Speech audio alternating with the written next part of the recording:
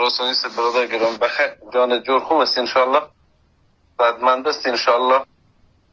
انسان پروردگار بخیر و سلامت باشی. دیگه تنوتر هستی خب و تقریبا 2 روز قبل ملاقات همراه دیگه رئیس امنیت اینجا داشتیم.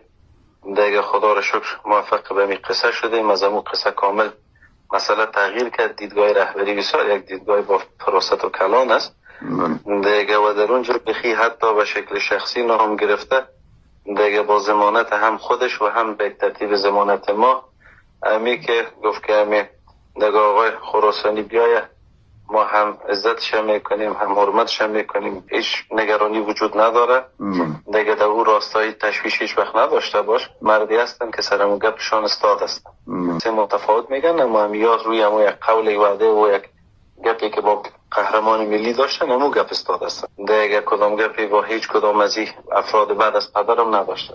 مشکل نداره. اما آیا این مستقیم خموره میگم یک جنگ است، اما غیر مستقیمش هم خب ببینین امکان داره نداره پاکستان یا یک جای دیگه اوش قدر گفت نماندی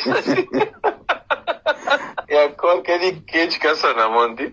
من بازم میگم از نگاه او چیز بیخ وقتی که یک شخصیت بسیار کلانشان یک گپ میزنن و باز او دیگه نیست که خدای ناخواسته پیش روی یک گپ بزنن پشت سر یک کار دیگه بکنن دیگه. بسیار با عزت میاریم، با عزت باید ببینن که اینجا واقعا چیز واقعا تمام روز یعنی که مسلمانی و انصافا نمازخانی و دیگه دین دوستی ده اینجا سمیر نه در وطن خودمون ما دیدیم نه در ایران دیدیم نه جای دیگه کن دیگه. باز نشه خدای ناخواسته داخل دارین او از دست بره که او با چیز بکنین فکر بکنین برای محول بده. درست خیلی خودش فکر کنه وطن دار بخیر خب باز به محول بده.